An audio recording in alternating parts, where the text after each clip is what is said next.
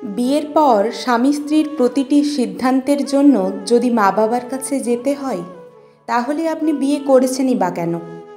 আপনার বিয়ে করার বয়স হয়েছে মানে সিদ্ধান্ত নেবারও বয়স হয়েছে। কিন্তু বিয়ের পর প্রতিটি সিদ্ধান্ত যদি মা বাবাকে জিজ্ঞাসা করে নিতে হয়, তাহলে আপনি স্বামী হিসেবে স্ত্রীর কাছে মর্যাদা হারাবেন। স্ত্রীকে নিয়ে শ্বশুরবাড়ি যাবেন কি না, স্ত্রী কোনো সিদ্ধান্ত নিতে চাইলে বারবার তাকে বলা, মাকে জিজ্ঞেস করো। স্ত্রীকে নিয়ে বাইরে যাওয়ার আগে বাবার অনুমতি নিতে হলে এটার ফল আসলেই নেতিবাচক। কিছু সময়ের জন্য হয়তো আপনার মনে হতেই পারে কোনো অসুবিধে হচ্ছে না তো, কিন্তু আপনার স্ত্রীর মনে ক্ষোভ জন্ম নেয়, আপনার প্রতি তার সম্মানবোধ উঠে যায়। মাঝে মধ্যে তার কিছু ইচ্ছে করলে আপনি যদি বলেন, দেখি মা কি বলে, তখন হয়তো সে কিছু বলে না। কিন্তু মা যদি না করেন, মায়ের ওপর না, বরং আপনার ওপরই তার রাগ হয়।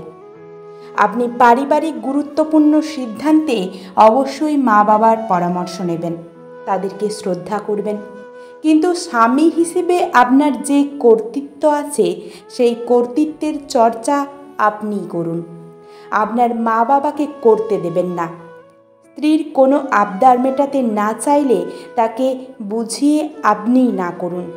নিজের মা বাবাকে ইনভলভ করে যখন দাম্পত্য জীবনের সিদ্ধান্ত নেবেন, আর কোনো এক সিদ্ধান্ত ভুল হলে স্ত্রীর আপনার সিদ্ধান্ত গ্রহণের প্রক্রিয়া নিয়ে প্রশ্ন তুলবে।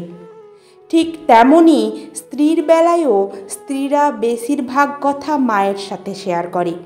স্বামী কী করলো, কি বলল, স্বামীকে এটা কিভাবে বলবে, স্বামীর কাছে কিভাবে চাইবে, এগুলো নিয়ে সে মায়ের সাথে কথা বলে। মাও খুব আগ্রহ নিয়ে মেয়েকে বুদ্ধি দেন। বিয়ের পর গুরুত্বপূর্ণ ইস্যু ছাড়া দৈনন্দিন এসব ব্যাপারে মেয়ের মা যত ইনভলভ হবে, পারিবারিক অশান্তি তত বাড়বে। মা যদি জিজ্ঞেস করে, এটা বলার পর জামাই কি বলল, স্ত্রীর তখন স্পষ্টভাবে বলা উচিত, সরি মা, ও আমাকে কি বলেছে সেটা তোমাকে বলতে পারবো না। একজন স্ত্রী হিসেবে স্বামীর প্রতি আপনার এই আত্মসম্মান থাকা খুব জরুরি। আপনার দাম্পত্য জীবন নিয়ে নিজের মা বাবার অতি উৎসাহ দেখলে তাদেরকে সম্মানের সাথে নিরুৎসাহিত করুন।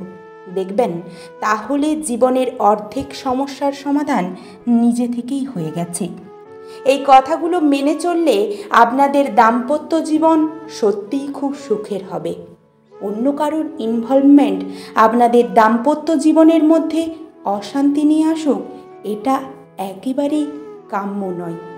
তাই স্বামী এবং স্ত্রী উভয়েই এই কথাগুলো মেনে চলুন, তাহলেই দেখবেন দাম্পত্য জীবন কতটা শান্তির হয়ে উঠেছে।